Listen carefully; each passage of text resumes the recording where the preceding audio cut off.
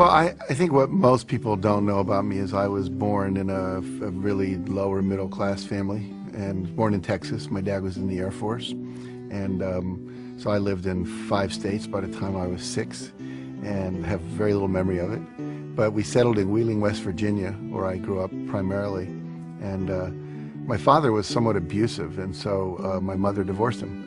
And I got a stepfather who really raised me from the time I was about 6 until graduate high school. And I was a typical middle class, by then, suburban kid in West Virginia, except for the fact that my mother was an alcoholic and my father was a workaholic and sometimes drank as well. So it created a lot of compassion and empathy for me, because I'm very, what's called hypervigilant. I notice every little thing, because I had to survive in those families. And also, I think I have a huge sensitivity to pain, and that was really how I got started. The Chicken Soup for the Soul books, which really catapulted my career, those came about when one of my students, some lecture I was giving, said, "You know that story about the puppy you just told?" And I said, "Yeah." She said, "Is that in the book anywhere?" I said, "No." And she said, "Well, it needs to be." And I said, "Why is that?" She said, "My daughter needs to read that story." "Well, just tell her the story." "I can't remember. I need to see it in the book." When you're a kid, you have an impulse to act, you act. You want to touch the cat, you want to throw the cat out the window. You want to stick your hand into the VCR and put peanut butter in there, you do. The problem is, as we're growing up, we get conditioned by our parents and our caretakers and our siblings and our teachers and coaches and nuns and all these different people that come into our life. Don't do that. Stop. That's bad. You know, we get slapped and told we're not okay. And so after a while, when we go to do something, we're looking, is it okay if I do this, you know? Instead of just doing it. All my sons and my stepson and my stepdaughter have been great risk takers. They're all artists. One's a drummer, one's a hip-hop singer. One is he's in high school, but he's in a school play. He just had a lead in the school play. He sings, and then my daughter's a singer, and my other son is very athletic. He's a surfer. He snowboards as well, and he's always inventing games and trying out new things. Always on the edge, you know. Always coming in with cuts and scrapes, which I love, because they're out there on the edge of their potential, exploring how they can keep pushing it. And it's not that they never get scared or they never feel rejected and have to go through things, but they seem to rebound very quickly. Every one of us knows what we want. We can feel it. I'll just tell people, if you could have anything you want and there were no limitations, what would you do? And everyone has an answer. Little kids, big adults. And that's their core essence. And if we all just fully do that which we're passionate about and understand the principles for how to bring that into being, then I believe the world will work perfectly. And that's why I do what I do.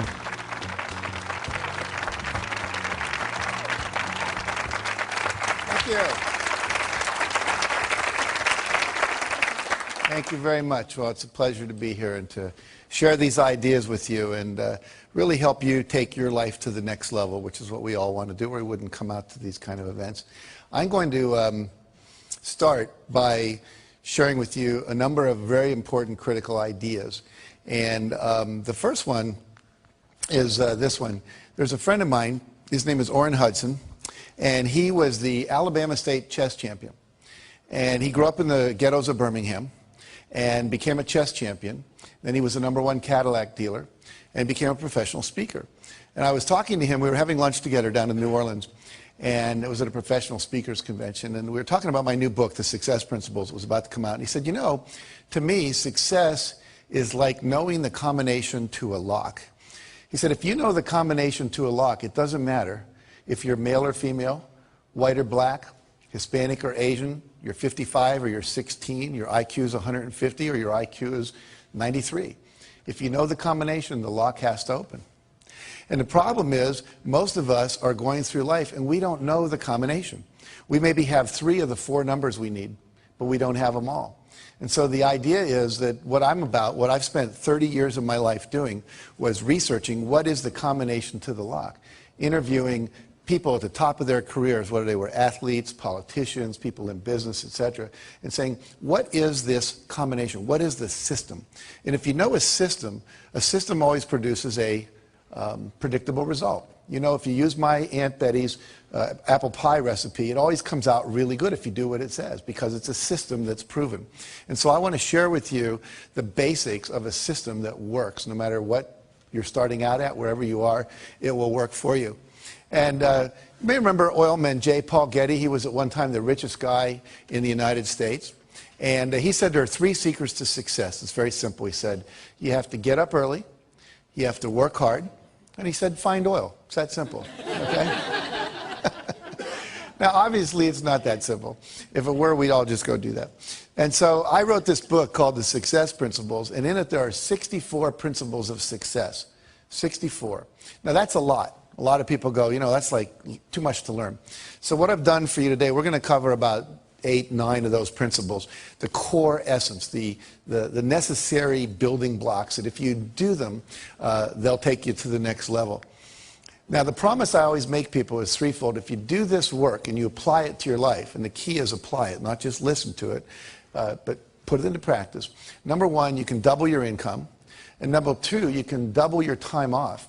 And you can create more balance in between your work life and your family life and have a lot more fun. And you can do that in 3 years or less.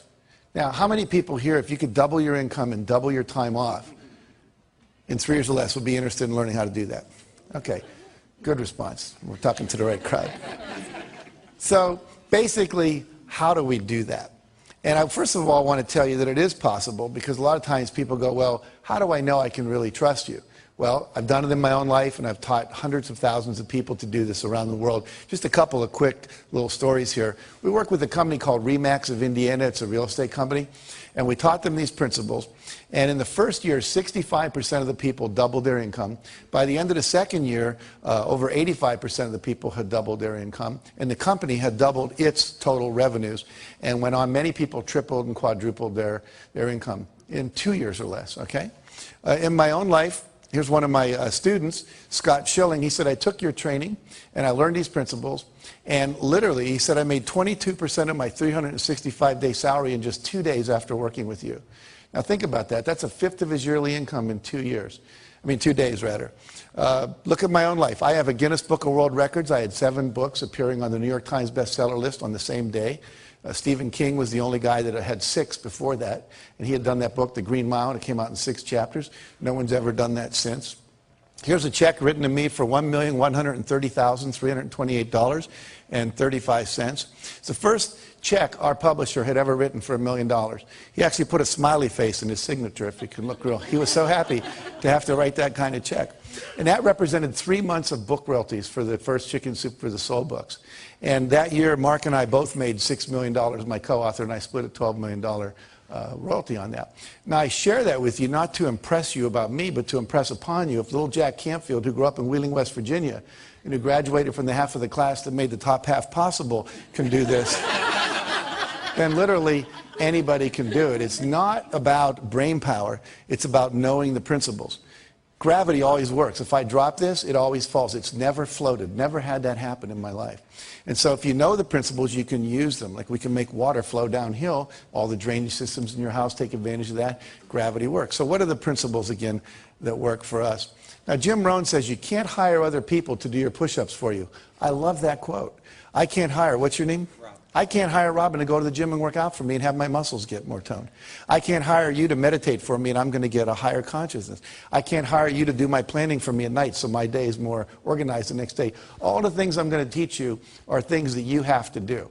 There are things that no one else can do for you. There are things. You can delegate certain things in your life, but not your health care, not your meditation, not your exercise, not these principles and strategies that we're going to be learning here today. So the first principle, building on that, says you must take 100% responsibility for your life and your results. And what that means is you have to give up all blaming, all complaining, all excuse making, all looking out at the world and saying, well, if the world were different, then I would be better off. Right now, we're all upset about the Chinese and the Indians are using more oil, which is sending the oil prices up, and we wish that wasn't happening. Some of you may love the president we have, some of you may not. We go through all these things where we say, if it wasn't for that, if it wasn't for the war, if it wasn't for him, if it wasn't for her, if it wasn't for the economy, then my life would be working perfectly. But there's a little formula I learned that's very, very powerful, and it really is the basis of everything I teach. It says E plus R equals O. And what that stands for are the events in your life, you have a response to them, and that creates outcomes. And everything in your life that you experience, whether you love it or you complain about it, is an outcome of how you've responded to earlier events. For example, if I put $200 in front of you and you go out and party with it, a month later your net worth hasn't increased. But if I put that $200 in front of you, that's the event, your response is you invested, and then a year later maybe it went up to $250. So now your net worth went up. Same event, different responses. What's your name? Valerie. Let's say I say to Valerie, of all the people I've ever met, Valerie, you have to be the biggest idiot I've ever met in my life. Now, how many people think that would raise her self-esteem? No hands go. How many people think that make her self-esteem go down a little bit? Yeah. See, everyone that just raised your hand was not listening to the lecture called E plus R equals O. It's not what Jack says to Valerie, it's what Valerie says to Valerie when Jack stops talking. She might have said, oh my God, the man's only known me a few minutes, how'd he figure it out so fast? Right? Her self-esteem would go down. Or she might say, Canfield's only known me for a few minutes. He can't really know what I'm like. I'm sitting in the front row. People that sit in the front row are really willing to participate. I've got a good ego structure. You see me smiling at my jokes. Beside him, one of the more attractive women in the room probably can't keep his eyes off me anyway. Now, if he said that, which way would her self-esteem go? It would go up, see? So if she says that. So basically, it's not what people say to you. It's not what they do to you. The world's just out there worlding. It's not personal. And if you want a different outcome, because E plus R equals O is like 2 plus 2 equals 4, and if you're not happy with 4, you've got to change your response. The word responsibility means you have the ability to change your response to something other than what you're currently doing.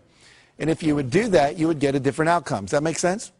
Yeah. So basically, we are responsible to change our behavior until we get the outcomes we want. And that's kind of an experiment. You never know if something's going to work or not. Maybe you're distant from your spouse and you try a new communication technique you learn in a workshop and it works. You go, ah, great. Or maybe you try and it doesn't work. Well, there's just about 500 more you could try. You know, you could read Men Are From Mars, Women Are From Venus, Children Are From Hell, one of those books. And just kidding. But, you know, there's so much out there, so many good techniques. And unfortunately, most people don't experiment with trying on new ones. Life should be approached as a huge experiment. And you just keep experimenting until you get it right, okay? All right, we talked about that, so we'll go to this. E plus R equals O again. I want to give you a business example. A friend of mine during the first Gulf War was a Lexus dealer, and people stopped coming in to buy Lexuses. They were all watching CNN and CNBC and watching the war on TV. And plus, we were having a minor recession, so people were holding on to their discretionary income. So what happens was, he said to his staff, E plus R equals O. There's a war. People are watching TV. Our responses, we've been doing the same thing. Ads on the radio, ads in the newspaper, waiting for people to come in. Well, they're not coming in. We better do something different. We're not going to go out of business, but we're going to take a huge economic hit if we don't. So they tried 4 things, one of which worked, and I'll tell you what that was. They said, if the people aren't coming to us, let's take cars to where they are. Okay? So they would go out with 5 or 6 Lexuses, and they'd go to a party. What's your name, sir? Tom. They go up and say, Tom, what do you do for a living? I'm an investment banker. You're an investment banker. How's the investment banking business doing these days? Great. Doing great. What's he eventually going to ask me? What do I do? And I'm going to say, I'm a Lexus dealer. And then I would say, have you ever driven a Lexus? Yes. Yes. Did you like it? Loved it. Loved it. You know, we have a new LS400 outside, never been ridden by anyone. It's got the new Nakamichi sound system, quadraphonic sound. It's got the tilt-back mirrors. It's got the new seats that have the air that comes out that can keep you warm or keep you hot, depending on what you need. Would you like to take a little spin with me, see what it's like? Yeah. Great. So we go and we take a little spin in the Lexus. Now, you come back in. Let me ask you a question. How many of you have ever test-driven a new luxury car and then got back in your old car? You know that feeling? You were really satisfied until then. Well, they ended up selling over 60% of the people they did that with a new car within 2 weeks. Because they didn't wait. They tried something different. And if you keep experimenting like that, you'll find the R that works, but you have to be willing to take a risk. And the reason most of us don't do that is we don't want to feel uncomfortable, because all new things require discomfort. I'd like you all to do this with me real quick. Fold your hands like this, and you can do this watching at home, in your hotel room, wherever you might be if you're watching this on a TV set. And notice which thumb is on top, your right or your left. And whatever that is, I'm going to ask you to unfold all your fingers and have the other thumb show up on top. Okay? Don't just move the thumb, but all the fingers are moving. Now, how does that feel? Uncomfortable? Awkward, strange, yucky, wrong, not me, right? Now, what does your body want to do? Go back. Wants to go back, so let it go back. How's that feel? Most of you said better. Tom over here went, oh, like, I'm me again, right? What happens is, literally in life, this is what stops most people from being successful. One of the things is that they would rather be comfortable than do what's required. Anytime you do something different, it's uncomfortable by its very nature. Now, most of you remember learning to drive a car. You were probably awkward. You know, you forgot to hit the clutch when you hit the brake. But after a couple months, you're there driving with your knee. You got a Big Mac in your left hand. You're breaking up a fight in the back seat with the kids with your right hand. No big deal. But you have to be willing to go through that awkward, uncomfortable stage. And most people, unfortunately, won't do that. And so they get locked in what we call their comfort zone. So what I want you to do is to realize that life is an experiment. You have lots of responses that are possible. And I'm going to teach you some of those new ones, perhaps, that you can apply to your success. So there's three kinds of responses. Number one is your behavior, what you do and say out loud. Number two is your thoughts. Number three is the images you hold in your head. Those are the only three things you have any control over in your life. What you say and do, the thoughts you think, and the imageries that you hold inside your head. So we're going to look at this whole area of thoughts for a minute. And I'm going to ask somebody to come up here and volunteer to do a little exercise with me. It'll take about 1 minute. So, okay, great. What's your name? Marianne, very good. Come on up, Marianne. And I'd like you to turn around and face the group. Now, are you right-handed or left-handed? Right-handed. Right-handed. Is your left arm okay? Any injuries going on here? Very good. So what I'm going to do is push down on your arm. I want you to push up, okay? So we'll see how strong you are. Very good. Now, you said your name was Marianne? Yes. So say, my name is Marianne, out loud. My name is Marianne. And then resist. That's a very funny last name. But that's so my name is Marianne. My name is Marianne. And resist, good and strong. Now I want you to make up a name that's not yours. My name is Margaret. My name is Joe. Any name at all, and just say it, and then I'll test your arm. My name is Kathy. Say it one more time. My name is Kathy. And resist. What happened to your arm? It went down. Was it as strong? No. No. And my name is Marianne. Say that. My name is Marianne. And then say, my name is Kathy. My name is Kathy. And without any effort, it goes down. Now, see, when you lie, this whole set of muscles goes weak. Okay? Literally, the whole Michael Jackson trial could have taken about 1 minute. All right? And we would have known one way or the other. But see, the reality here is that your thoughts affect your physiology. We just saw that. The brain wasn't designed to lie. It was designed to perceive truth and organize truth and express truth. Then things work. Otherwise, you're called psychotic or you're called a liar and gets in trouble and so forth. So let's look at one of the lies we tell ourselves. I'd like you to think of something you always wanted to do, Marianne, that you didn't think you could. Like, I can't sing, I can't bowl, I can't skydive, I can't start a business and run a family. You know, anything at all that feels true for you. Okay. It would take me a minute. That's okay. I'm kind of confident. Okay. You got one? Mm-hmm. Okay, can you say it out loud?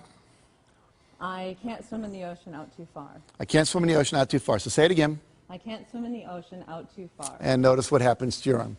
Now say, I can swim out in the ocean as far as I want. I can swim out in the ocean as far as I want. One more time. I can swim out in the ocean as far as I want. And resist.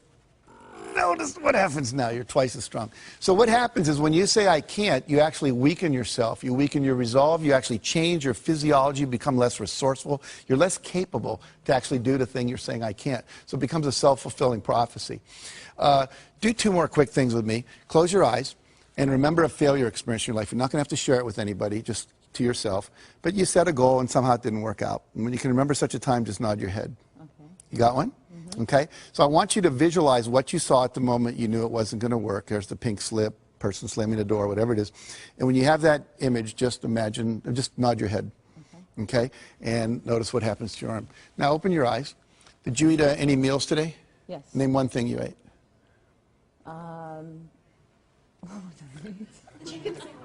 Chicken sandwich. Chicken sandwich, okay, good. You brought your agent with you? Okay. A friend. Yes. All right. So now close your eyes and remember a time when you had a success experience. You set a goal and you achieved it and you were really proud of yourself. You remember such a time? Mm-hmm. And vision what you saw then. Make a real clear picture in your head of what you saw when you knew it was a success. Okay. And resist. No, it's really good and strong. I want you to do one last thing with me, and then we'll talk about what all this means. I want you all to look up at her, look at Marianne, and I want you to think a negative judgmental thought about her. Just make one up. I don't like you, you're an idiot, whatever. Okay? And give her that look parents give their kids when they're disappointed in them. And I want you to resist with all your strength. And notice what happens to your arm. Can't do it. Now smile at her and send a positive thought. Wow, she volunteered in front of all these people to go up there with Jack. And resist. Can you feel the difference? Yes. So what happens here is when you say, I can't, when you lie, when you focus on your failures instead of your successes, and when you surround yourself with people who are judgmental rather than encouraging and empowering, it actually has a physical effect on you. So that's how powerful thoughts are. We see that our thoughts affect us and other people's thoughts affect us. So we have to be very careful where we place ourselves and who we hang out with and who we surround ourselves with. Give Marianne a hand for coming up here. Thank you very much. Okay. So partly here, we've just done this thing. This is called a kinesiology demonstration. Kinesiology is a fancy term for muscle testing, all right? And one of the principles here is you have to eliminate the phrase, I can't, from your vocabulary. I can't, I wish I were able to, I'll try. Those are all ways of saying I'm not capable. And they're very insidious, and it's part of our culture. I actually teach people to wear a rubber band, and if they say something negative about themselves, they just snap themselves when they're aware of it. Not like to really hurt yourself, but just to raise your awareness. In my company, if anyone says I can't or we're not able to, we can't get that done by Friday, you know, they'd say something like, well, we need 8 people to do that. Well, great, call a temporary agency. It can be done by Friday. And if they'd say something negative, it cost them $1. We'd fine them. We'd put it in a jar, and at the end of the month, we'd give it to charity. Well, we stopped doing that after a couple of years because no one was doing it anymore, because the culture shifted because of that focus. Henry Ford said, whether you think you can or think you can't, either way, you're right. Why is that? Because if you think you can, you will try. And if you try, you're probably going to pull it off. And if you think you can't, you won't. And if you don't try, then you're not going to get it done at all. Make sense? Okay. Maddie Christensen was a kid I interviewed for our book. Imagine this picture. He has no leg from the knee down on this leg, no leg from the knee down here. 2 prosthetic devices that he's got. His right arm is just a normal prosthetic device, and his left arm from the elbow down is a prosthetic device with a lacrosse stick appended to the end. He is the pitcher on his Little League baseball team, and he could use that to catch the ball. His team, with him as the pitcher, went to the New York State Finals in Little League. He wrestles, he plays basketball. How many of you, if you'd been born with no arms past the elbow and no legs past the knees, would have thought that baseball was your career? But Maddie went for it. I can tell you story after story. I met a kid named Kyle Maynard last year. He wrote a book called No Excuses. We were over in Ireland together. He has no legs past the knees. He was the #2 wrestler in the state of Georgia his senior year in high school, and now wrestles for the Georgia State University Wrestling Club. Wrote a book on Oprah. He can type 150 words a minute with the stubs of his arms. He can eat with a spoon. I mean, he's the most amazing guy. And we say that, and then when I hear that and I look at these people, I think, what's my excuse? What story am I telling me that I can't do something when these people can do that? And I tell you that hopefully to inspire you to realize you can do anything. There's nothing you can't do. And all those people that are out there that are doing anything that you go, wow, that's great, is just a model for you that says this is possible. And if they can do it, I can do it. He said to me when I was interviewing him, he said, you have to give up all of your excuses. He said, you have to become solution-oriented. You have to move in such a way that you're always solving a problem. He said it was just a problem to be solved because he was so passionate about what it is that he wanted to do. Some of you have seen Tony Robbins on television, and he tells a wonderful story that we put in our first Chicken Soup for the Soul book of being in New York. He sent his staff out. He said, I want you to go find a van because I want to take some food, put it in some baskets, about 30 baskets of food, and we'll go give it to the homeless people up in Harlem. So they went out to rent a van. He came back a couple hours later from some radio interviews. There was no van. He said, where's the van? He said, Tony, there are no vans for rent in New York. They're all being used. It was Thanksgiving weekend. They'd all been rented up. He says, well, why didn't you just go get one from someone else? I said, Tony, people own them. They're using them. He says, come on. And they went out on the street, and the first van that came by, Tony jumped out in front of it like this and started going like that. Now, Tony must be, I don't know, 7 foot, 8, 10, whatever. He's big. And he said, I learned something about New Yorkers that day. He says, they don't stop. They speed up. So he said that strategy wasn't working. E plus R equals O. We need a different response. So they went to where the cars had to stop, called a traffic light. And then he'd knock on the window, and they'd roll it down, and he'd say, hi, I'm Tony Robbins. You may know me from TV. But even if you don't, what we're trying to do is rent a van, and find a van. We're glad to pay you to rent it. And we'd like to just get some food and drive it up to Harlem and give it to some homeless people. And they would all say, I don't want to go to Harlem. It might not be safe up there. And so this went on for a half hour. And finally, Tony's staff said, Tony, give it up. It's never going to happen. We're not going to get a van. Let's go eat dinner. And Tony said, that's a terrible attitude. We are going to get a van. It's just a numbers game. Well, another half hour went by. And Tony knocked on the window of this one van. And the window went down and told him a story. And the guy said, jump in. And as he jumped in, the driver reached over and picked the hat up off the seat that Tony was about to sit in, the passenger seat, put it on his head. It said Salvation Army. Turns out the guy was the head of the Salvation Army, Captain John Runyon, for all of New York City. And they went and they bought the food, and he said, look, there's a worse place even than Harlem. It's called the South Bronx. Let's go there. And so they went and took 30 baskets of food to people living in these, literally abandoned houses. And he said, we lifted a lot of lives. He said, but more importantly, I raised the consciousness of my staff that day, and they realized there's always a van in New York City. But let's look at what some of the principles are of success that are contained in that story. Number one, Tony had a clear intention. You must know exactly what it is you want. You have to have a goal. You have to have a vision. Number two, he had a positive expectation. He fully expected to get it. Pete Rose, the great baseball player, said, he was interviewed once, he said, when you go up to bat, how often do you expect to get a hit? He said, every time. He said, if I'm not expecting to get a hit, I shouldn't be standing there. And you don't always hit it, but you want to come from that expectation level. He never gave up because he fully expected the result was going to happen. It was just a matter of time. Number three, he took action. Because a lot of times you have great ideas. I was just here today, a guy was talking about, we were talking about horseback riding, and he said, it'd be neat if they made those gel things they put in the feet to put on the saddle of horses, because your butt gets sore when you ride a horse. And I said, that's a great idea, and he just passed it off. I said, no, you ought to do something about that. How many times have you had a great idea, didn't do anything about it, and then a year later someone did something about it, made a lot of money, got the promotion, etc. So when you have the idea, the inspiration to act, it's time. Act. And you don't have to know it perfectly. You can drive from here to California, wherever you might be, assuming you're not in Hawaii, by going west. And what happens is that you don't have to see the whole route. You only need to see 200 yards ahead of you. At night, you can drive just with your headlights, and the headlights keep moving with you. And your goal in life is to get in the game. You don't have to see the whole blueprint. You just have to see the next steps, the next steps, the next steps. And if you keep taking the next steps, eventually you get to where you want to go. Does that make sense? And then he persevered. He never gave up. Some people give up too soon. We were rejected by 144 publishers when we did Chicken Soup for the Soul. Most people don't know that. What if we'd have stopped after 100? Said, well, this isn't going to happen. I wouldn't be standing here talking to you today. We just kept on going until we got the result. It took us a year and a half to sell that book, but we sold it. Now, the last thing is called law of attraction. We believe that when you are vibrating at the level of 100% expectancy that you're going to get something, it's already a done deal. Piece of cake, no big deal. We're going to win this thing. We're going to get that contract. I'm going to make this thing happen. Then what happens is the universe literally responds. And we're going to talk about this a little more later. Now, who is the most perfect guy to come in a van for Tony?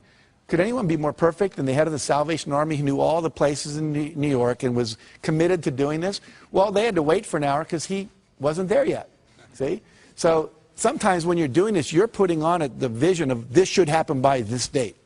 It's okay to set goals like that, but sometimes it takes a week longer, a year longer, whatever. But law of attraction says if you'll just hold the expectancy, like attracts like, if you say, I want to be a millionaire, but I don't know anyone that would ever teach me how to do that, or I want to buy a car, but I don't have any money, then what you're doing is saying, it's like calling up Domino's Pizza and saying, send me a pizza, and calling them up a minute later and saying, never mind. It's like, you've got to create the space mentally to hold this vision that you've got. And that requires expectation and then knowing that the perfect thing is on its way, just as it was in that situation for Tony. In the Success Principles, I write about a woman named Catherine Lonigan. Catherine Lonigan went off to college. She wanted to be a writer, and she took her first writing class, and she got an F. And she went to see the teacher and said, why'd I get an F? He says, because you can't write. She says, well, I'm on a scholarship, here to be a writer. I came to be in the creative writing program. I was the editor of my yearbook, editor of my school newspaper. I wrote a play that was performed in high school. They told me I was gifted. I said, well, you're not. He said, if you stay in my class, you're going to flunk it. And if you flunk my class, you'll lose your scholarship. And she said, well, what do I do? He said, I'll make a deal with you. If you promise never to write again, just, history paper and stuff, but you're not going to try to be a writer, I'll give you a passing grade, you'll keep your scholarship, change your major. So she did. I called it, she made the deal with the devil. 15 years later, she's down in Texas. They're making a movie at the next town over, and down where she lived in Texas, people would show up at the gas station after it rained just to see the oil slick. It was kind of boring there. So she said, wow, they're making a movie, let's go. So everyone drives over, and everyone's talking to the movie stars. She's talking to the writers, saying, what's going on, what's happening? And why are you interested in us? Why not the movie stars? Well, I always wanted to be a writer. And the guy said, BS, if you wanted to be a writer, you would have written. She said, I was told on good authority I couldn't write. He was a Harvard professor visiting our campus that year. He said, that's BS. He said, what I want you to do is go write something, send it to me. I'll tell you if you can write. I do it for a living, I know. So she goes and writes a book, sends it in to him. He sends it to an agent in New York, and they publish it. Her next book was called Romancing the Stone. The book after that, Jewel of the Nile. Both made into movies with Michael Douglas and Catherine Turner. So what's the deal here? 14, 15 years of her talent wasted because she bought someone else's evaluation of her. My friend Terry Cole Whitaker says, she wrote a book called What You Think of Me Is None of My Business. You know? Do not let other people's evaluations of you control you, okay? It's just an E. Your response is, thank you very much. You keep pursuing your passionate dream, okay? Now, another principle is you've got to drop out of the Ain't It Awful Club. What does that mean? It means you have to surround yourself with positive people. We saw when Marianne's arm went down up here when you all did negative thoughts about her. And how many of you, think about this, where do you spend your time? Is it with positive people or is it with negative people? You have to be very careful about where you put yourself. Jim Rohn said, again, you're the average of the 5 people you spend the most time with. Who do you spend the most time with? They're a mirror back to you at what level your life is actualizing at. If your friends are victims and their lives aren't working and their marriages don't work and they're not making money, that's a reflection back. If you're working out with people and hanging out with people that are at a higher level, then that's a reflection back. And what I teach people is always try to get with the people that are the next level up. You're making $50,000 a year, you want to make $100,000, find some people making $100,000, spend some time with them, however you have to do that. You know, if you want to be more spiritual, go to some spiritual retreats where spiritual people hang out. Get in their space, learn what they do, how they think, etc. We had a story in the second helping of Chicken Soup for the Soul. Carl Coleman's driving to work when his car collides with another woman's car, and they get out, and she's crying, and he's like relieved. This is a minor fender bender. Why are you crying? She said, you don't understand. This is a brand new car, 3 days from the showroom. How am I going to explain this to my husband? He said, well, I'm really sorry about that, but we need to get your registration, your driver's license, your insurance record, so we can, you know, exchange that data so we can file our accident reports. So she goes into the glove compartment of her car, opens up the manila envelope and everything's in, and on top of that there's a message written in handwriting by her husband, and it said, in case of accident, remember honey, it's you I love, not the car. See, the women all go, oh. The men are thinking, yeah, right, I don't know about that. But why do we all go, oh? We all go, oh, because that's what we want in life. We want someone to love us more than anything else, especially things, vases that have been in the family for 3 generations, the white carpet, your special sweater, whatever. And when we know that we're loved unconditionally, then you feel safe. And when you feel safe, you get creative. And when you get creative, you come up with ideas that can quantum leap your success. So that's why it's so important. Number 2, success principle, that's really the core principle here, is decide what you want. You can't get from here to there unless you know where here is and there is, right? If you have a GPS system in your car, all you have to do is type in the address, it knows where you are from the satellites in the sky, and it plots a course. Your brain works the same way. The problem is, according to the research, less than 10% of Americans have written measurable goals for the year.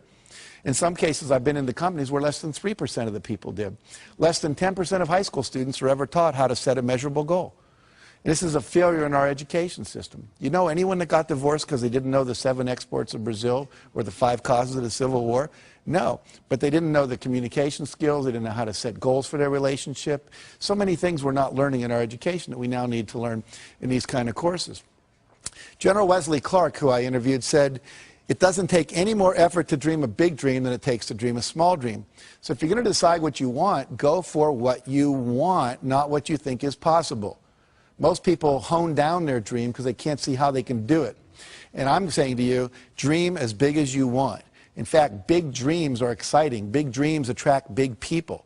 If Martin Luther King said, I'm going over to the supermarket in Mississippi, I don't think a whole lot of people would have gone down there with him. But when he said, I want to end racism in America, that was a big dream and it inspired a lot of people to want to play at great personal sacrifice to themselves because it was big enough and worth doing.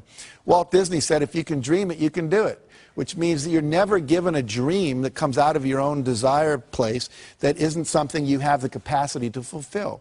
You may have to learn some new skills, you may have to partner up with some people, you may need to learn some, how to access some new resources along the way.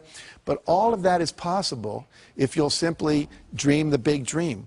Because the dream doesn't come unless the capacity to achieve it comes with it. Does that make sense? Okay, so trust your dreams. Now, there's 7 dream categories or vision categories that you need to focus on to create a balanced and fulfilling life.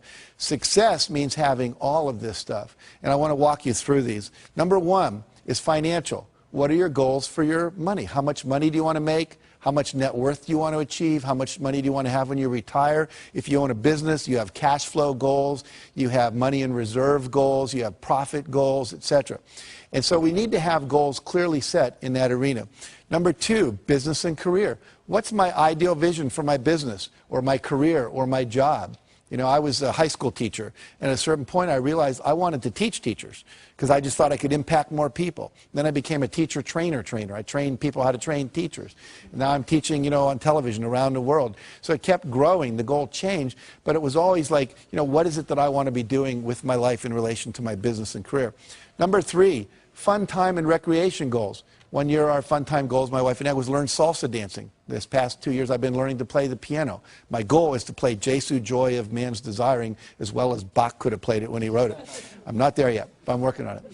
And so, you know, one year was to go to the Eiffel Tower. We took our kids and we walked up as far as they let you walk, which is about 2/3 of the way up there. Number 4, health and fitness goals. These are things like weight you want to achieve, cholesterol levels. Maybe you want to run a 10K or a marathon. There's just so many possibilities in that arena. Maybe you want to, you know, have your waist come in by a couple inches. You want to grow some hair back. I mean, there's just a number of things you can decide about in that arena of health and fitness. Number 5, relationships. What would your ideal relationships look like? One year I decided I didn't have enough male friends. So I created this thing called Boys Day Out. I'd read this article about Kenny Rogers, the singer, and he brought all these athletes down to his ranch in Virginia, and they would spend a week playing all these different games, tennis and soccer and basketball, and I thought, well, I can't do that, but a day a month would be cool. So I asked a bunch of guys that had control of their schedule, lawyers and psychiatrists and people like that, and we created this day, and we would do guy things. We'd pitch pennies, throw baseball cards, play soccer, go to the racetrack, do ice hockey, broom ball. I mean, you name it, we attempted to do it. And it was really a lot of fun. And all of a sudden, I had the guy energy that I needed in my life. Instead of just complaining about not having it, I said, what's my goal? I want this many men friends, and I set out to create it. Number 6 is personal. And this is just things you want to do because you want to do them. You want to write a letter and get it published in the newspaper. You always wanted to act in a play, just, you know, because you thought it'd be cool, or record a song. Or this could be where your personal growth goals, your spiritual growth goals are. You know, you want to reach enlightenment before you die, learn to meditate, you know, get to know a closer walk with God. Whatever it is for you, that's that arena. And finally, contribution and legacy. What is it that you want to leave to the world? What's your vision of your contribution that you leave behind? You know, we've planted over 1 million trees through our work we do. We've given over $3.5 million in the last couple of years to all kinds of charities, limbs for kids that have lost them, child abuse prevention, so forth and so on. So we picked 5 or 6 areas. We said, we want to make a difference there. Habitat for Humanity, we built some houses and so forth. So what is it you want to do? Pick one thing in your vision and go for it. Now, if you had success in all these arenas of your life would be balanced, your life would be fulfilling.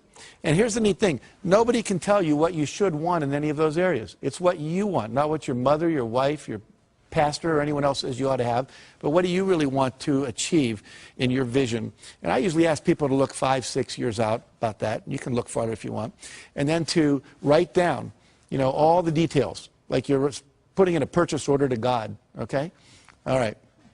Create a breakthrough goal. This is a thing you want to do where you create a goal that's going to quantum leap your career. So something that if you like wrote a best-selling book, that would be a quantum leap goal. Had your own radio show, that'd be a quantum leap goal. Opened up China as a market, that would be a quantum leap goal. And it's a goal that would not be like a 5-yard play, but like a 50-yard pass play on the first down.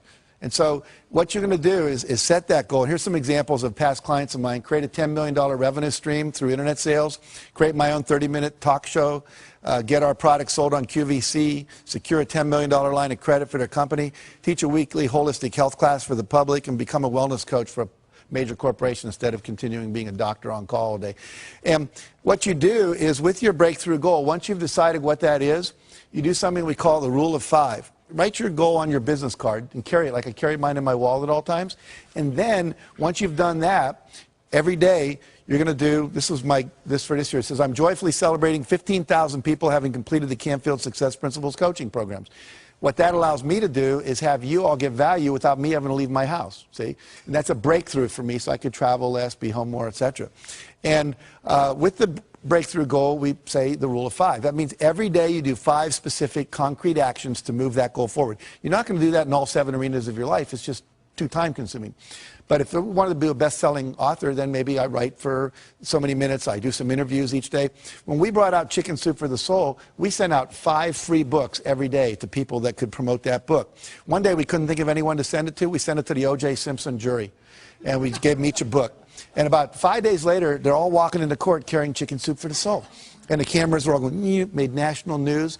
And so if you just do something every day toward that goal, there's something called the law of probabilities, which says the more things you try, the more likely one of them will work. It may not all work, but if you only try 2 things, the law of probabilities is not on your side. Try 100 things, one of them is likely to hit. Does that make sense?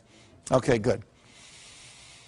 Mentioned we did that. In this book, which was rejected by, what, I told you, over 144 publishers, went on to sell 10 million copies in 41 languages because we did 5 things every day.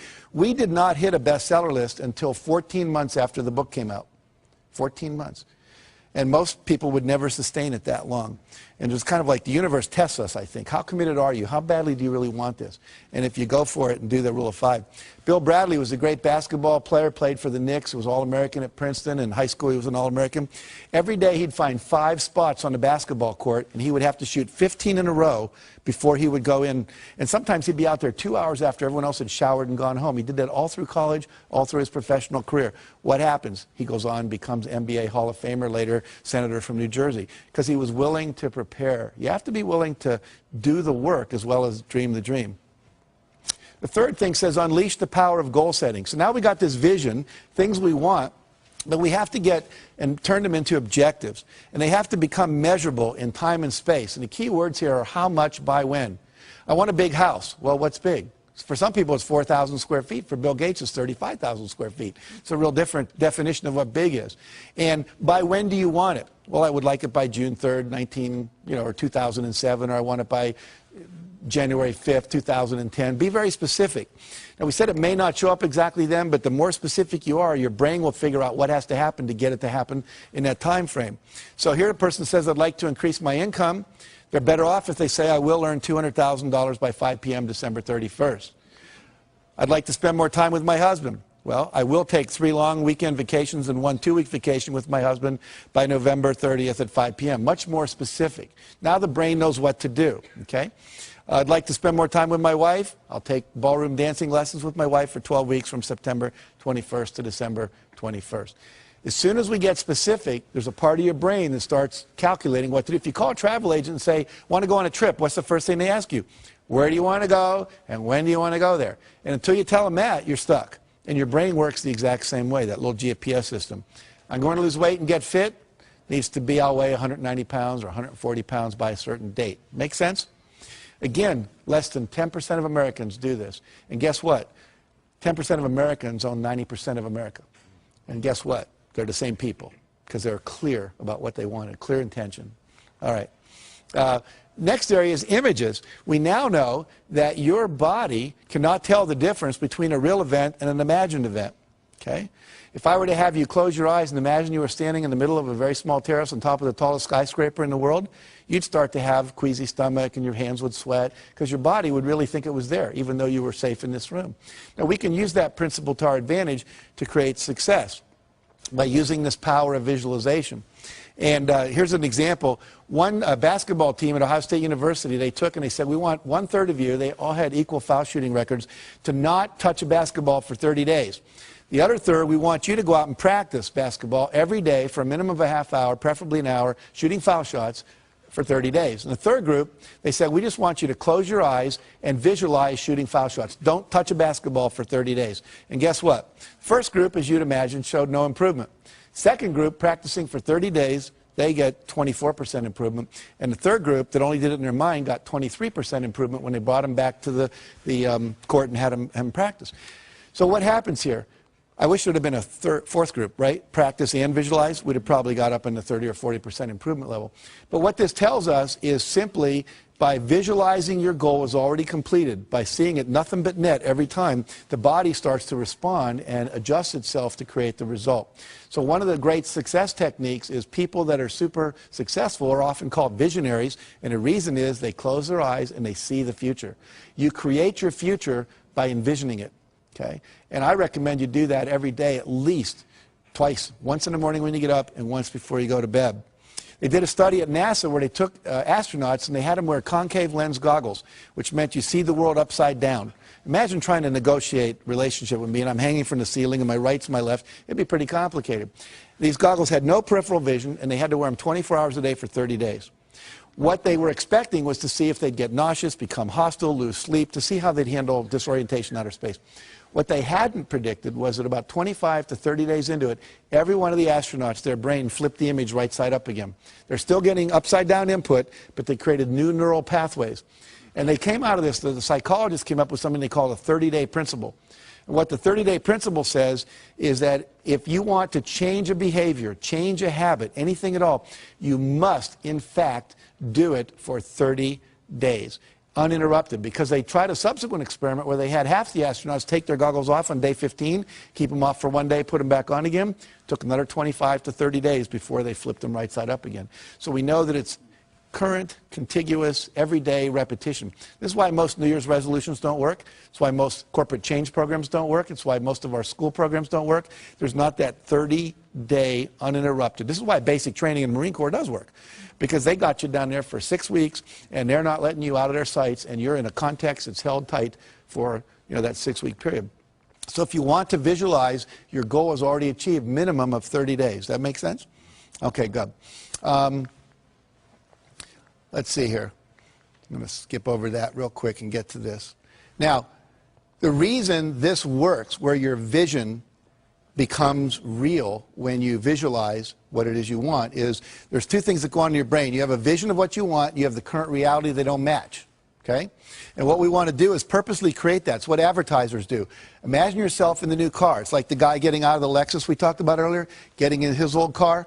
The vision of what's possible no longer matches the reality, and that creates a little dissonance or structural tension in the head, which we call motivation, which says, I want that. Until we had that, there was no motivation to do anything different. Any of you women ever experienced visiting a friend with a new kitchen, and then you come home to your old kitchen, and they've got all the new granite and the new appliances and everything's cool? Your kitchen was fine until then. So we want to purposely do that to your brain to motivate you. So you envision the thing you want, your goals and your vision. You hold that in your mind every day for about 10 minutes in the morning, 10 minutes at night. If you have 10 goals, you can cycle through them. I put mine on 3x5 cards, read them, and I close my eyes, see the vision as if it's already accomplished, see the car I want, the program happening in Singapore that we're doing, whatever. Then I go to the next one. I just keep cycling through the cards until I go through all of them. What happens then is you get a perceptual shift. You start to see things in your environment that were always there that can help you never saw before. You get expanded creativity. You start noticing that the things that you want, you wake up in the middle of the night, you're in a shower, you start going, oh, that's how we can do it, that's how we can do it, that's how we can do it, that's how we can do it. And unfortunately, most people aren't having those kind of breakthrough ideas because they're not holding the vision. The third thing that happens is you have increased motivation. You'll find yourself doing things just out of nowhere, boom, you get up and you do something, like volunteering. Sometimes people do. That's not like me, but you just do it because you've been holding this that creates it. Now, what happens is that then creates the action that you need to have for the result to occur. Now, I want to show you how this perception shift occurs because this is magical. There's a sentence up here, and we're all going to read this on the count of 3 out loud, if you would. 1, 2, 3. Finished files are the result of years of scientific study combined with the experience of many years. Very good. Now I'm going to put that back up, and we're going to time 10 seconds on my clock here. I want you to count the number of times the letter F appears. How many Fs are there in that sentence, okay? And when you do this, keep it to yourself. Don't say anything out loud, all right? So here we go.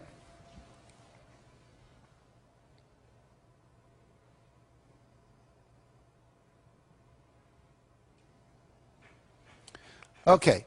How many counted, by show of hands now, it's real important you participate. How many counted 3 Fs? Hold your hands up. We got about half the audience more. How many counted 4 Fs? About 5 people. How many counted 5 Fs? About the same amount, 7 maybe. How many counted 6 Fs? 1, 2, 3, 4, 5, 6, about 8 people. Anyone count 7 Fs? All right. Now, were we all looking at the same sentence? Go like this. And yet some people saw 3 Fs, some people saw 4, some people saw 5, and some people saw 6. Let's look to see what the real objective reality is up there. There are 3 Fs that I'm sure most of you saw, correct? But there's also 3 more. There are 6 Fs in that sentence. Now, do you think that Bill Gates and Michael Dell and Steven Spielberg and George Lucas see more Fs out in the world than most of us do? Yeah, these are resources. These are possibilities. These are options. These are people that can invest. These are people that can give a good hug. When you visualize what it is you want, it opens up your perceptual filter to let in more information. Right now, you're not aware of what you're feeling in your right foot, but as soon as I say it, you can all feel it. It was getting filtered out by a part of your brain called the reticular system. You are filtering out resources and solutions to your problems all day long. And the only reason you're filtering them out is because you've not had an image in your head that you are going to solve those problems and get those results. Once you do that, it programs this part of your brain called the reticular activating system to open up and let in more resources, to let you see. You'll only see enough to match your vision. If you think you're a $100,000 a year person, you're going to see just enough to make you $100,000 a year. If you think you're a $300,000 a year person, you're going to see just enough to do that. Your perception is controlled by your beliefs and your goals, okay? So it's critical that we change all that. Now, let me give you just a couple more principles. I'm going to kind of speed through these like the last 500 years of European history, you know, when the last lecture you had in college. But I want you to get the whole model here because it's important. So we've got a vision. We've taken 100% responsibility. We've got some goals now. We've made them measurable, okay? We're now visualizing those goals every day. The next thing that needs to happen, I'm going to demonstrate by giving away something here. See if I can find it right here. Okay, I have a book here. It's my book. It's called The Success Principles. And I've sweetened this, but I put in as a bookmark a $100 bill. Okay, that's real money. And I'm going to give this away to someone here in the audience to illustrate the next principle. Who would like this? Okay. Marianne, good job. Now, what did only 5 people in this whole room do that no one else did? They got off their butt and they took action. And so the next principle is you must take action. When you start visualizing your goals and this GPS system comes in, you're going to start getting little roadmaps, and we call them inspired actions. You're going to start getting inspirations to act. You must act on them. I've had people, sometimes nobody gets out of the audience, and then I'll ask them, how many of you thought maybe what you ought to do is get out of the audience? And like half the hands go up. I'll say, what stopped you? I didn't want to look like I needed it that much. I didn't want to get up there and have me be wrong and look foolish, you know. I didn't want to like get there second. I thought maybe you weren't really going to do it. I'd look like an idiot, you know, whatever. They have all kinds of excuses. Those are the same excuses they use in their life not to take action on their dreams. So you must take action. But here's the problem, or the challenge. Not every action is going to work. Goes back to E plus R equals O. We have to experiment, right? So if not every action is going to work, you have to take action, and then you have to assess, did it work? And here's the next principle. Ask for and respond to feedback. Ask for and respond to feedback. Let's say that I was married here. What's your name again? Valerie. Valerie, yeah. So Valerie and I were married, right? And what I would do every week if we were husband and wife is I would ask her, on a scale of 1 to 10, how would you rate the quality of our relationship? Anything less than a 10 gets a follow-up question. What would it take to make it a 10? If we were in business and I was a vendor and you were a client, I'd say on a scale of 1 to 10, how would you rate the quality of our product or the quality of our service or the quality of our delivery? And anything less than a 10 gets a follow-up question. What would it take to make it a 10? That gives me directive feedback on how to improve. Why don't most people ask that question in life? Anyone know? They're afraid of the answer they're going to get. Here's what I want you to get. Everybody in your life, if I'm married to Valerie, her mother knows, her sister knows, the women down at the shop where she shops know, the women in the salon know that she's not happy with me. I'm the only one not in on it. And I'm the only one that can make it better. Isn't that absurd? So asking for feedback is a really critical thing. Asking is a critical principle, period. If I want more, I have to ask other people, participate, support me, be my mentor, be my coach, buy my product, whatever it is. And again, most people don't ask for what they want. And the fear there is fear of rejection. I want to talk about rejection. If I ask Valerie to have dinner with me afterwards and she says no, most people go, woo, Jack got rejected in front of all those people and on television and oh my God. But see, let's look at it. Did I have anyone to eat dinner with before I asked Valerie? No. Did I have anyone to eat dinner with after I asked Valerie? No. Did my life really get worse? No, it stayed the same. See, if I apply to Harvard and don't get in, I wasn't in Harvard before I applied, I'm not in Harvard after I applied. And as one of my friends pointed out recently, you spent your whole life not going to Harvard. You know how to handle that, right? It's not that difficult. So you have to be willing to ask. You have to reject rejection. And then the other key, after you respond to the feedback and give the feedback, is you've got to persevere. You never, ever, ever, ever give up. 144 publishers said, no, we're not interested in Chicken Soup for the Soul. We didn't give up. I had a friend who wanted to be a chiropractor up near Pebble Beach, California, and he went to the Chiropractic Association and said, you know, would you help me open my office here? And they said, no, we really don't want any more chiropractors here. We're going to recommend you go somewhere else. We have one chiropractor for every 8 people. He said, well, I really want to be here. So he ignored them. Remember, what you think of me is none of my business. And he went out, and he literally knocked on doors for 6 months.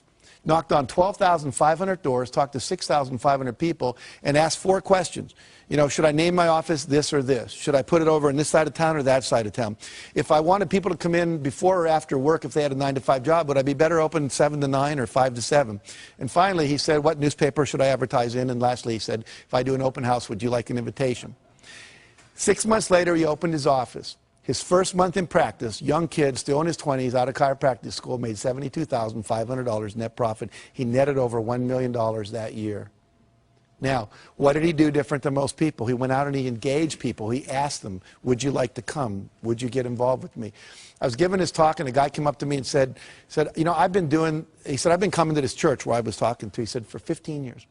And now you're telling me about this guy. You know, he came and he knocked on my house. And I talked to him. And I didn't need a chiropractor for 5 years. And then once I had an accident at church, at work, and he said, I still had his card on my bulletin board in the kitchen. And I went to him because you know him. See, we do business with people we know. Okay, so never, ever, ever give up. Ever, ever, ever. Now, other principle. We'll start to wrap this up here. It's never too late to start. Some of you are sitting here or you're viewing this and you're going, but I'm too old. I want to tell you 2 quick stories. Helen Klein. At the age of 55, her husband comes to her and says, I want to train to run a 10K race. That's about 6 miles. She said, are you crazy? We're in our 50s. He said, no, I want to do it. Why don't we just run around the backyard? Now, their backyard was about 3 times bigger than most of our backyards, but it wasn't a ranch or anything. They ran around, and they just dropped dead almost at the porch in the back. Like, and she said, I was so disgusted with myself, I decided the next day I would either walk or run around twice, the next day 3, the next time 4 times. She just kept adding 1 lap every day. Then she started doing it around the block, and she would add a lap every day. Well, in 6 months, she got to the point where she could run a 10-mile race, and she entered it. Now, I met her when she was 83. She was getting an award at the same place I was in California. And she had just finished running a 100-mile marathon.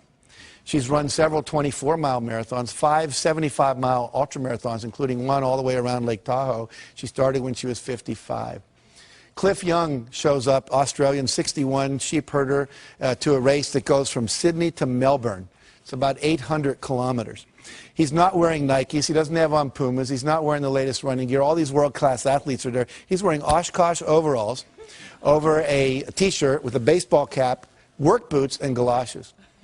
And they're all laughing at him, like, you crazy? Is this some kind of publicity? So he says, no. He says, what running experience do you have? He says, well, I chase the sheep around. We don't have a horse or anything, so, when, you know. Anyway, they take off, and they're going crazy, and they're running and running and running and running, running. And he just kind of starts shuffling off like this. That night, all the other runners went to sleep. You're supposed to run 18 hours and sleep 6. Well, no one told Cliff that you were supposed to sleep. So he didn't know. So because he didn't know, he didn't do it. He said, I've stayed up many nights chasing my sheep around and make sure they didn't get in trouble. So he's running, and he runs right by him, and because he runs right by him, no one tells him to stop because they're all asleep. He cut 5.5 hours off the world record for that race. Okay? So here's the deal. Doesn't matter how old you are. And the other thing important in that story is the less you know about how you should be and you just go for what you want. See, most of us, we have all these beliefs that are limiting us. Find the stories that inspire you and start believing that. Believe you can. Talk to yourself in a positive way. And if you do that, you can create miracles in your life. And I'll end with this story. One of my favorite stories, a minister gets a call from his parishioner. Her name is Aunt Hattie, they call her in the church, and he's Reverend Jim. And she says, I just went to the doctor, and they called me and said that I've got terminal cancer. And they said I got 6 months to live at the max. And I'd like you to come over and help plan my funeral with me. He said, well, he started to try to comfort her. He said, no, don't comfort me. I'm very old, and I've lived my life, and I've achieved all my goals. I'm very happy. But I don't trust my kids to do the funeral right, so please come over, and we'll plan it. So he goes over, and they start planning the funeral. She said, I want this, I want to wear this dress, and I want this psalm read, and I want this hymn sung, and I want this open casket, I want these kind of flowers, and I want this poem on a card, a memory card with my picture that people can take away. And then she said, I want to be buried, and I want to have my Bible in my left hand and a fork in my right hand. And the minister said, well, I understand the Bible, Aunt Hattie, but why the fork? She says, whenever we have those church socials and we're down in the basement and they come by and they say, if it's going to be a really good dessert, they always say, keep your fork. It's not going to be something like Jell-O or pudding. It's going to be apple pie or cherry cobbler or chocolate cake.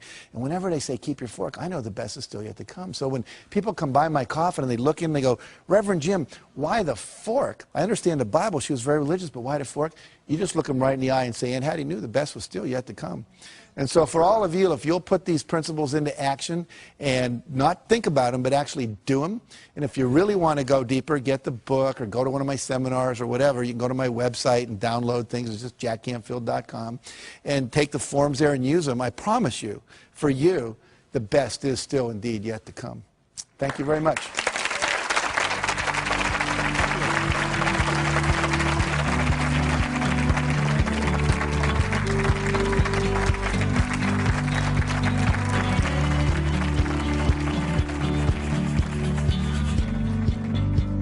If you've got goals, you got a vision of what you want to get from where you are to where you want to be, you're going to have to take some steps, and a couple of those may be uncomfortable.